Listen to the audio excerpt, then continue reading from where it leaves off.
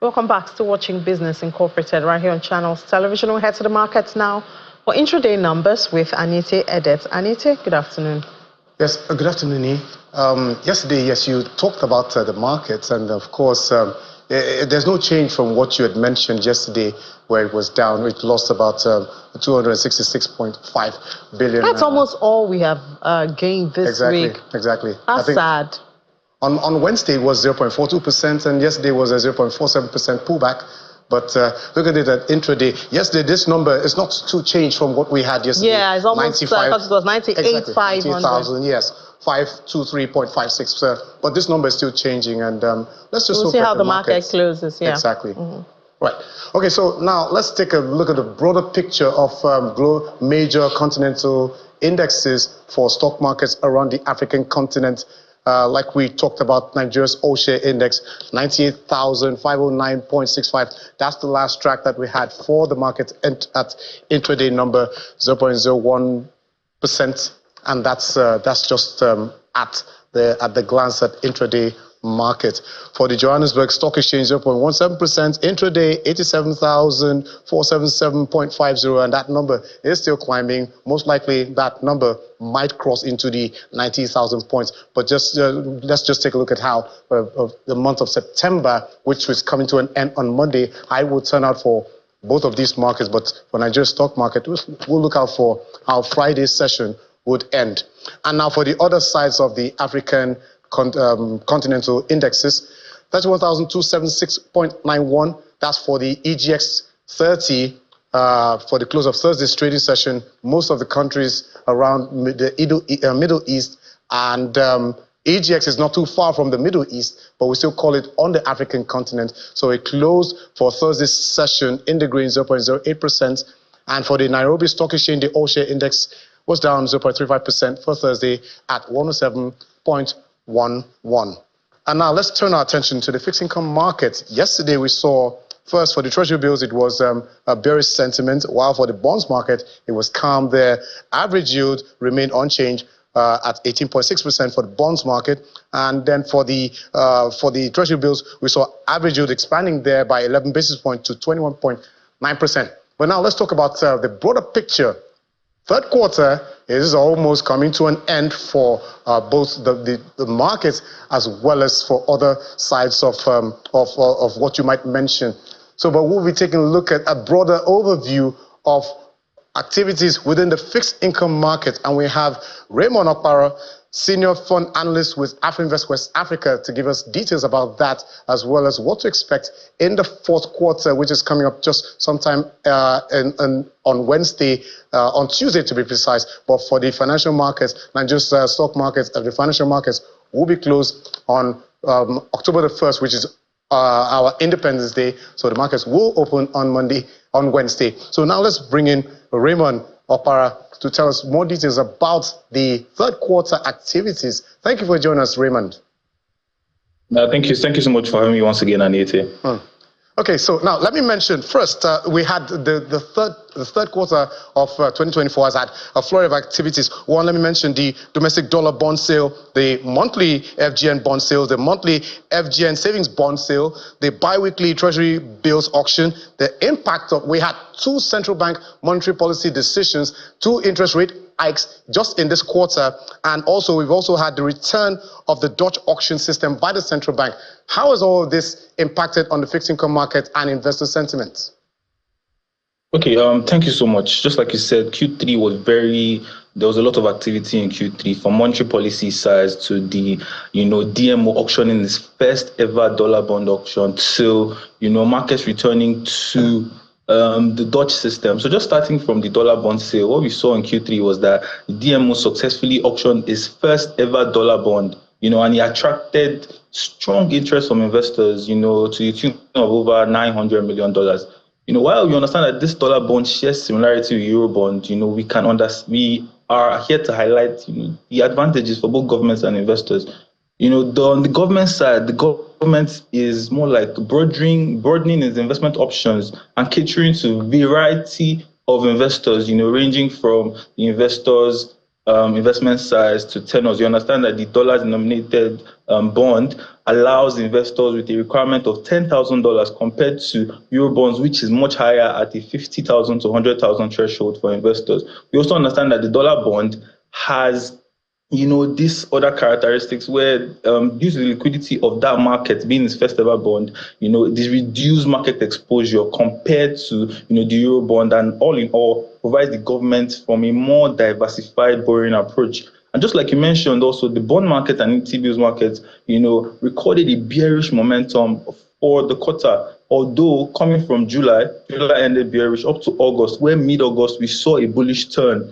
But all in all, CBN's hands were clear on direction. Just like you mentioned, CBN's meetings in July and September, they issued a total of 100 basis points, across these two meetings. And, the MPC, led by Dr. Yemi Cardoso, acknowledged a deceleration in inflation throughout the tightening cycle, although he has highlighted that core inflation still remains very hot. We'll be expecting further hikes from the CBN, over the course of the fourth quarter. We'll understand, the factors that have inflected inflation and what the CBN intends to do to rein in inflation so far. But so far, we understand that CBN has done, continued hiking. And for the next inflation numbers, while we understand that there has been some positive on inflation, there's some supply side disruptions, ranging from the flooding in Maiduguri to some other pass-through costs, from the rising energy prices. Well, we don't expect, these factors to outweigh,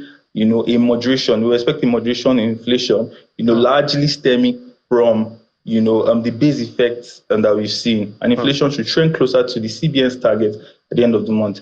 How this has affected markets is very, very important. CBN has always, from previous administrations, there have been arguments on the transmission mechanism because, while MPR will be raised on one hand, market rates would not show that, direction from the CBN. But CBN, this new administration led by Cardoso, has been able to use various tools, including the OMO and adjustments to asymmetric corridors to tighten liquidity. And what we're seeing is that this, bearish move, this hawkish sentiment from the CBN passed into OMO has also affected the Nigerian treasury market and in tandem the bonds market. But while we understand that these markets have peculiar factors, the NTB markets, for example, the rates there are more directly influenced by system liquidity.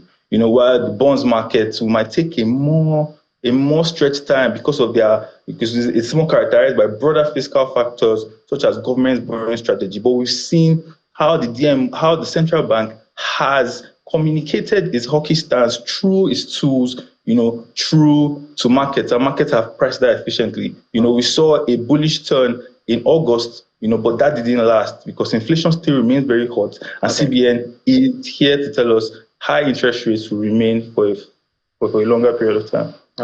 Okay, Raymond, I think because of time, we just have to leave it there. But next week, we will be talking about, when we start in the fourth quarter, we'll be talking about the yield environment, where, how the sentiments, there's going to be a fourth quarter issuance calendar for the bonds market, for the treasury bills markets, as well as other markets within the fixed income market. But thank you so much for your time, and we look out for the Q4 expectations coming from next week, Wednesday. Thank you so much, Anita. Thanks for having me. That was Raymond Akpara, Senior Fund Analyst at AfriInvest West Africa, giving us details of the fixed income market and how it turned out for the third quarter of this year. Now, let's turn our attention to the Middle East market. Well, these are the only two markets that traded for Friday, the Dubai and the Abu Dhabi, both of them on the United Arab Emirates, and both of them in the red territory, 0.16%. For the Dubai index, and the Abu Dhabi 0.46% intraday numbers. And there's there's the outlook for this market is going to be in the red because there's so much of profit taking. Oil prices are also down, and other factors which has to do with profit taking and investors' caution. Now let's turn our attention next to the US market, where we see that the stock futures were flat ahead of key inflation data due to be released any minute from now, about 1:35, 1:40 Nigerian time.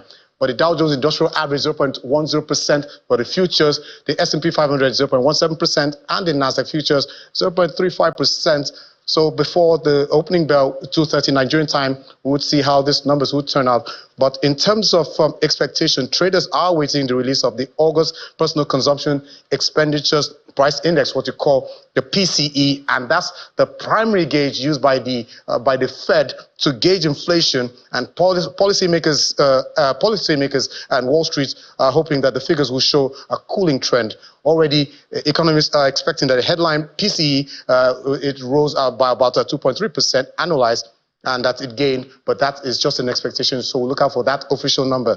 At the same time, personal income and spending data will be released alongside the PCE figures, so that's it for the U.S. market. But for an overview of how Thursday's trading session ended, let's bring in our Washington correspondent, Maria Bird. The U.S. stock market jumped on Thursday as the Dow Jones was up at 0.6%, the S&P 500 up at 0.4%, and the heavy tech Nasdaq up at 0.62%. This was a record-setting day for the S&P 500 as all the major indices showed a positive uptick. Many investors are watching to see what will happen over the next weeks and days ahead, as the GDP growth was stronger than Wall Street expected. This has had many hopeful that the U.S. economy will be on an uptick and that there could be more interest rate cuts before the end of the year. That's our Washington correspondent, Maria Bird, with the numbers from Wall Street for the close of Thursday's trading session. And finally, the market that we have on our radar is the Asian markets, where we see Chinese stock markets, the Chinese indexes, because we have about 3 of them there, the Shanghai Composite, the CSI. Most of the markets were in the green territory. We see, first of all, China's market, they clocked the best week in almost 16 years. That's since 2008. And this is because the rally, it comes on the back of earlier this week, where we saw the People's Bank of China announcing stimulus measures as well as cutting the reserve repurchase rate to about 1.5%, down from 1.7%, and also slashed the reserve requirement ratio of financial institutions by 0.5 percentage points. But take a look at here. The Nikkei has tried to come back to that level, which it had gained sometime around July. It had reached about 40,000. That's because that's before the Bank of Japan announced an interest rate decision, which erased almost all of the gains that the markets had recorded. But so far, the market was up 2.3%, and this is coming at the same time that the country's headline inflation rate eased to about 2.2%, down from 2.6% recorded in August. So the September inflation was lower compared to August, but 39,829.56, that's the number for the Nikkei 225. The South Korea's Kospi index down 0.82%. Hang Seng index, wow, 3.11%. That's one of the biggest gainers there. And then for the other sides of the market, where we talked about Shanghai, 2.88%, and India's Nifty 50 down 0.09%. That's for the close of Friday's trading session. So all eyes will be looking out for the U.S. primary inflation numbers, which will be coming out anytime from now. And this reaction we'll be seeing from Monday. So that's it for the markets for the close and for intraday of Friday. Thank you so much, Anita. We hope to get that inflation number before the program is over, hopefully. I'll get you that number. All right, thank you. Pleasure.